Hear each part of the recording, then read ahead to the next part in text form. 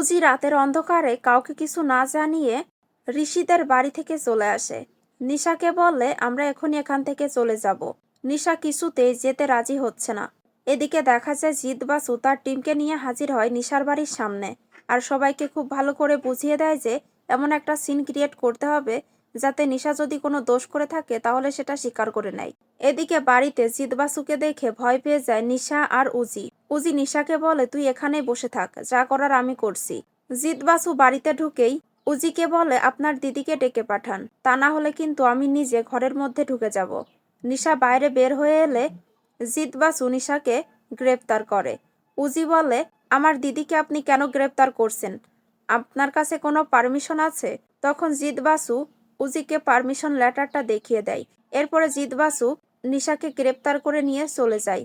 এদিকে পিসেমশাই প্ল্যান করে সোশ্যাল মিডিয়াতে নিশা আর উজির ছবি দিয়ে সন্ধান চায় বলে একটা রিলস ভাইরাল করে দেবে। এদিকে ঘুম ভাঙার পর ঋষি উজিকে কোথাও খুঁজে পাচ্ছে না।